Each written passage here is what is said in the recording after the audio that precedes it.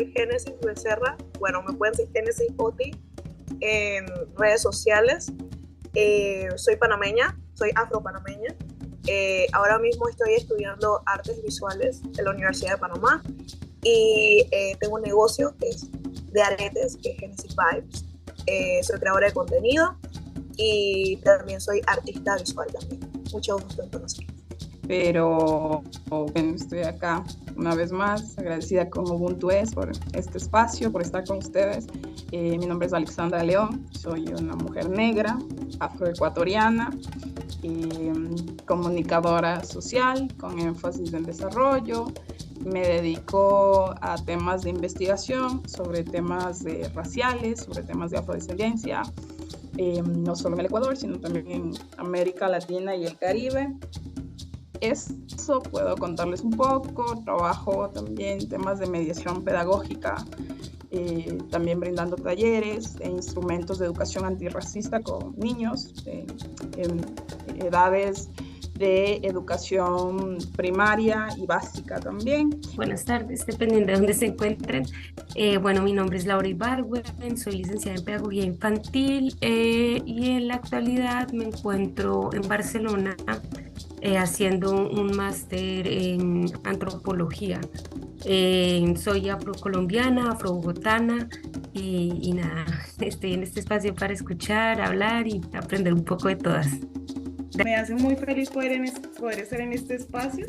Nuevamente, gracias por la invitación. Mi nombre es Lina Agrono, soy una mujer afrocolombiana, afrocaucana y afrocaleña. Afrocaucana porque nací en el Cauca y desde los 16 años vivo en Cali, Valle del Cauca. Y soy feliz en esta ciudad. Soy psicóloga, en este momento muy interesada en este tema de las afectaciones que genera el racismo. Y bueno, ahí estaremos entonces hablando de eso un poco. Soy psicóloga educativa, pero también hago acompañamiento psicoterapéutico en este momento, particularmente a personas afro de todo lado. Gracias nuevamente por la invitación. Sobre el tema de hoy, me parece súper cool hablar sobre esto, porque es muy complicado hablar sobre nuestras realidades y que la gente diga que no fue así y que nosotros estamos locas y que nos inventamos que vivimos estas cosas, principalmente por el racismo sistemático que hay en todos lados. Yo, por ejemplo, desde la escuela lo viví. La escuela es como estar en un mundo donde están todas las problemáticas, pero en un salón. Siento yo que así son las escuelas. Entonces, ahí viví racismo, gordofobia, entre muchas otras situaciones que están dentro de eso. Entonces, sucede de que también el problema con la salud mental y ir a psicólogos en la época cuando era pequeña era un mito o era muy difícil porque mis padres nunca tuvieron un apoyo de eso. Entonces, al final, recibí ayuda psicológica. Esa conexión, ¿no? Tenemos como mujeres negras, como mujeres diaspóricas, como mujeres afrodescendientes, de conectar con estas vivencias que de alguna forma nos atraviesan y que las hemos sentido. En mi caso, tratándose igual del tema de hoy, creo que vivir el racismo estructural es una de las experiencias, digamos, más fuertes y caóticas a la vez, porque lo experienciamos desde que somos niñas. O sea, desde que somos muy niñas y desde que entramos como a espacios donde se supone deberían existir estas garantías para poder tener espacios de reflexión y de protección. Me parece súper importante el tema porque yo creo que la colonialidad construyó este sistema de matriz de poder y control, ¿no? Sobre las corporalidades, pues las corporalidades otras, en este caso corporalidades racializadas y en este caso corporalidades afro, ¿no? Entonces digamos que todo el tiempo hay esta como imposición sobre nuestras subjetividades y nuestras corporalidades y se viven desde espacios muy pequeños, no solo desde el colegio, sino a veces desde nuestros mismos hogares, ¿sí? En familias que están mixtas o en familias que no están mixtas, porque a veces esos racismos micro o racismos sistémicos han transgredido tanto que la misma persona afro a veces comete este tipo de racismos también al interior, ¿no? Entonces, yo creo que es importante tratar, abordar la salud mental, qué ha pasado con nosotros, cómo abordarla también, porque no es fácil, y desde quiénes, porque yo digo, o sea, ¿cómo tú vas a contarle o a expresarle todo esto que te pasa a una persona que de pronto ves como esa persona o como ese imaginario de control y poder, ¿no? Si yo me acerco a un psicólogo de pronto blanco, o blanco mestizo, o, ¿sí? O psicóloga, ¿cómo le voy a contar lo que yo siento cuando no siento esa confianza o no siento que es mi par, no siento que, mejor dicho, que me vaya a entender? Lo estoy viendo como esa opresión que siempre ha estado en mí, lo estoy viendo como parte de ese problema. Entonces, sí creo que es necesario que hayan personas, digamos, afro haciendo este proceso, ¿sí? Es decir, personas profesionales en psicología, pero que sean afro y que puedan entenderlo, ¿no? Que nos podamos sentir identificados, reconocidos y como tranquilos al contar lo que pasa, no que nos vayamos a sentir otra vez estigmatizados o otra vez, ¿sí? En lo mismo, revictimizados, no. Interesante que podamos recopilar esto, que son narraciones propias, precisamente para mostrar, ¿sí? De que sí existen unas afectaciones. Además, ¿por qué? Porque he venido aprendiendo y he venido entendiendo de que también nos toca decolonizar la escritura e incluso la investigación. Es decir, los métodos de investigación y demás, pues vienen siendo estos métodos hegemónicos, europeos, estadounidenses y demás, que dicen es lo válido para investigar, pero resulta que hay otros modos, pero también hay otros modos de narrarse y de generar teoría, ¿sí? Que puede ser incluso desde las narraciones propias, y eso le daría un sentido muy importante a poder entender de que sí existe una implicación a nivel de salud mental y emocional, incluso física, pues por el racismo. Eso es como lo primero que quería plantearles. Bueno, he escuchado las historias, digamos que las historias no es nada ajeno a lo que escucho en mi espacio de consulta. Y me he venido cuestionando mucho porque nosotros los psicólogos nos regimos por el DSM y el CIE-10, ¿sí? Y en ninguno de los dos hay un diagnóstico que diga afectación por temas de racismo o en relación, por supuesto, no lo hay. Sin embargo, dentro de lo que he venido leyendo y lo que he venido escuchando de mis consultantes, me doy cuenta de que básicamente las consecuencias tienen que ver porque ha habido un racismo, probablemente un racismo estructural o unas situaciones de violencia simbólica que no se enuncian, que no se reconocen y que probablemente en esos espacios de escucha es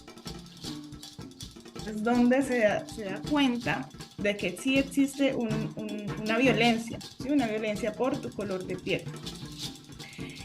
Y eso me parece grave porque yo estoy sintiendo y estoy pensándome que probablemente las consecuencias del racismo en personas pueden parecerse a las consecuencias de abuso sexual, ¿sí?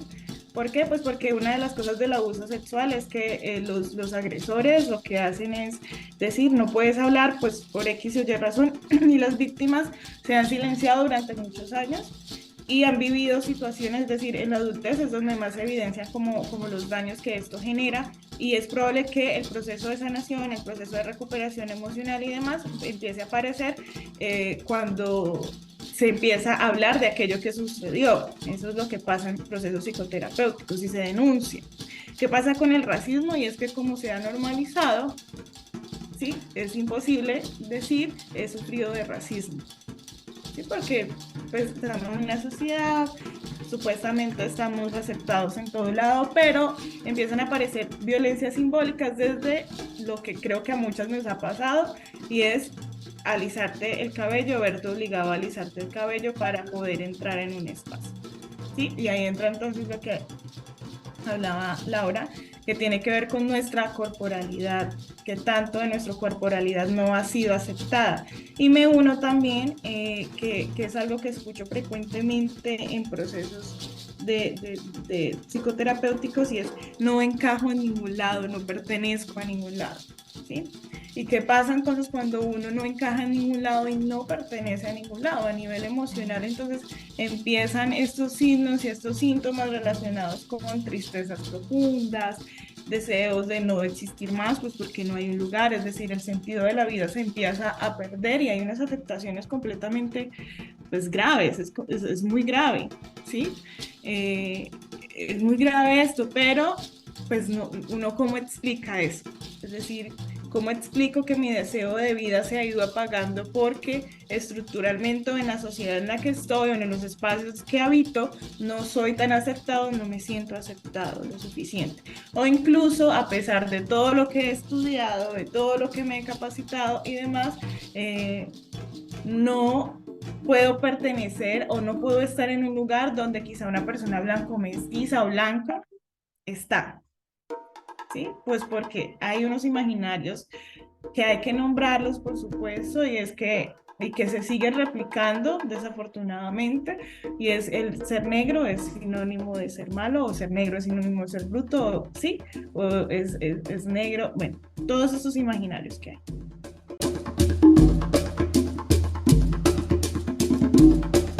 Encantado de estar con ustedes. Gracias por invitarme a este espacio, se los agradezco muchísimo. Es algo que yo quería hablar y no soy de hablar de este espacio de salud mental, y es muy especial para mí porque este mes es el mes de la afrofeminidad en mi país. Entonces, de que se haga este tema y que sea casualmente este mes es muy especial. Así que se los agradezco mucho y espero que más puedan hacer más actividades así y invitar a personas de todo el mundo para que podamos conectar y conocernos mejor como personas, individuos y personas afrodescendientes. Digamos que muy bien, a mí me gusta escucharlos, aprendo siempre me llevo cosas buenas, siempre me quedan sonando cosas que después busco, que después leo, entonces me gusta mucho estar en esos espacios, compartir. Espacios respetuosos donde puedo contar sin ningún miedo mi historia y puedo decir lo que pienso en relación a esto que me está afectando. También son espacios de sanación, son espacios de construcción y también de construcción. Escribir sobre aquello que ha sucedido también, es decir, en los procesos de escritura y de arte pasan un montón de cosas, ¿sí? Es decir, es poner en papel y hacer consciente de esto que me ha dolido y lo pongo ahí, pero también uno no escribe para uno mismo, sino que escribe para otro, escribe para dos, es decir, la posibilidad de que el otro lea, se identifique o por lo menos tenga empatía en esto que estoy sintiendo y estoy atravesando. Y pues debo decir que también los procesos psicoterapéuticos, si bien hay como un imaginario de que la terapia salva a la gente, es probable que sí, pero es probable que no. Pues sí, poder dar con un buen profesional que tenga un enfoque diferencial, que puede que no sea una persona afro, pero que sea una persona que entienda también la situación, que se haya dedicado a leer un poco, porque hay profesionales que se están deconstruyendo y están dando lugar también a estas otras maneras, no solamente desde lo étnico, sino otras maneras, desde el género, por ejemplo, y que están dando otras posibilidades de escucha. Sería muy importante, es decir, detenerse un poco a mirar con quién puedo hablar de esto que sucede y esto que me atraviesa. Como digo, la terapia no siempre salva, es probable que un espacio de esto sí sea una salvación. Sí, es decir, yo como psicóloga debo decir que no puedo romantizar la psicoterapia porque a muchas personas quizá no les funciona, ¿sí? A muchas personas les funciona irse al territorio y encontrarse con su ancestralidad para poder entender.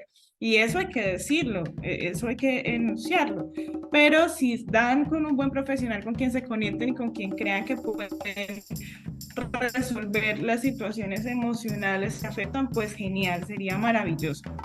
y poderse sentir. También es importante decir que si no te sientes a gusto con un profesional, lo puedes decir y darte la posibilidad de buscar a otro profesional para ser escuchado. Los espacios de escucha son muy importantes, cuando son en colectivo son fundamental, cuando hay espacios de creación con el otro, también es fundamental. Ahí pasan un montón de cosas a nivel psíquico impresionantes, que uno cuando se detiene y se da cuenta, wow.